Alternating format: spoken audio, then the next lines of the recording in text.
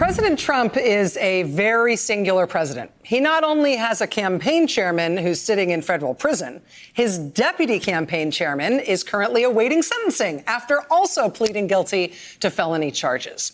Well, in the newly released FBI interview notes from President Trump's deputy campaign chairman, Rick Gates, we learn a couple of things that I am absolutely flummoxed by. The first has to do with the National Republican Party, the RNC. Rick Gates told the FBI that the RNC was energized by the announcement from WikiLeaks in June 2016 that they plan to release more stolen emails from Hillary Clinton. But according to Rick Gates, the folks at the RNC were not just energized by WikiLeaks, they were also in the know. From the interview notes, quote, the RNC indicated they knew the timing of the upcoming releases. According to Gates, the timing was, quote, the only non-public information the RNC had about upcoming releases. But he apparently said Republicans did have enough of a heads up to know the timing, to know when more of these materials that were stolen by Russian intelligence and distributed by WikiLeaks, the RNC knew in advance when those distributions were going to happen. They did. How'd they know that? So that's one. Here's the other one. Rick Gates also told the FBI that Paul Manafort, the Trump campaign chairman, who's now a federal inmate, had said that the hack on the DNC was, quote, likely carried out by the Ukrainians, not the Russians. According to the FBI interview notes, that, quote, parroted a narrative that Konstantin Kilimnik had often supported. Konstantin Kilimnik, of course, was Manafort's right-hand man in Ukraine. He's also assessed by the FBI to have ties to Russian intelligence. So this whole idea, the whole origin of this idea that Russia didn't do it in 2016, it must have been Ukraine, this alternate reality conspiracy theory that was being voiced by Trump campaign chairman Paul Manafort, it didn't originate with Manafort. It came from Manafort's pal, Konstantin Kilimnik, who, again, according to the FBI, has tied to Russian intelligence. So by the transitive property, this means this is Russian intelligence promulgating this false narrative that exonerates Russia, right? That it was really Ukraine who did the election interference, not Russia. That's from the Russian intel guy. That's his story. He's the one who started that. Now, of course, we're living through that as the core weirdness at the center of the president's impeachment in 2019. These allegations now from Rudy Giuliani and President Trump that, just like Russian intel says, it wasn't Russia that messed with our election, must have been those dastardly Ukrainians. Joining us now is Congressman Jim Himes of Connecticut. He's a member of the Intelligence Committee in the House. Sir, thank you for being here tonight. I appreciate it.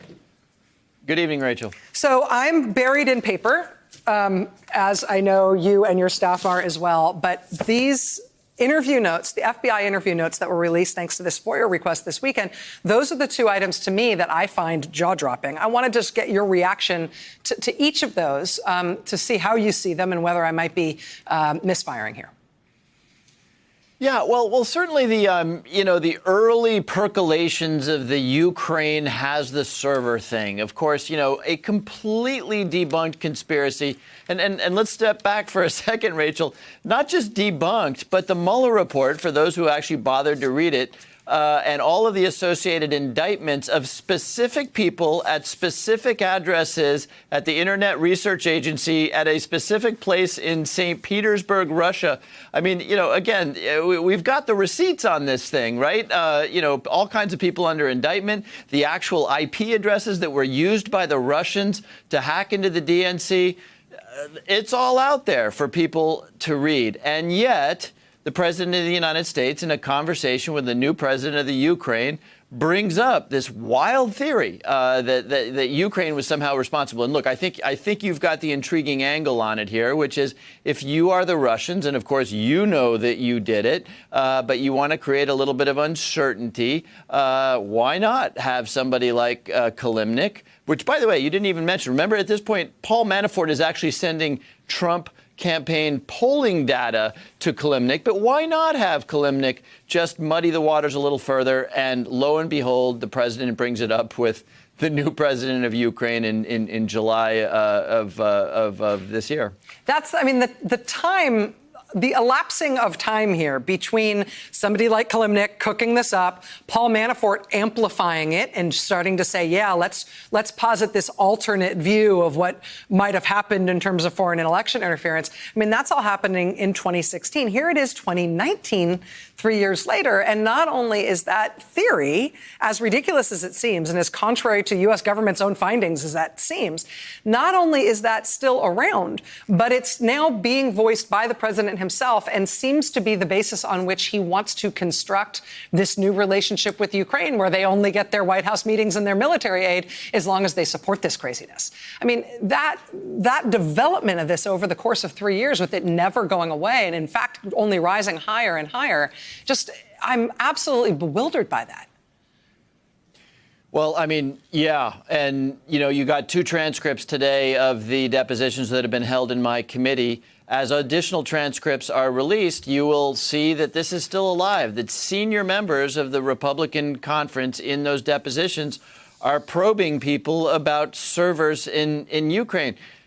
Rachel, if we had more time, it wouldn't be hard, and people who understand this sort of thing would validate it. It wouldn't be hard to explain why folks that are looking at hacks don't take the server. What they do is they mirror a server. They download every bit and byte in a server, and they take it away, and they, till all hours of the morning, they look at it. So this notion that a server got removed from the DNC, and by the way, this is the president of the United States' notion, right, in conversations with the president of Ukraine, that the server got removed from the DNC. And by the way, remember the president's previous thing was, why didn't they take the server? But now the story is that they took the server to Ukraine. I mean, this stuff is just beyond fantastical. And it is the president of the United States holding up military aid to a country that is under attack by Russia. So it would all be very comical if it weren't for the fact that the president's actions challenged Ukrainian security and our own national security.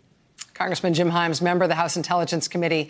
I know that we're going to be buried in yet more paper tomorrow as more of these transcripts come out. Thanks for helping us understand this first trench. Thank you, Rachel. Hey there, I'm Chris Hayes from MSNBC. Thanks for watching MSNBC on YouTube. If you want to keep up to date with the videos we're putting out, you can click subscribe just below me or click over on this list to see lots of other great videos.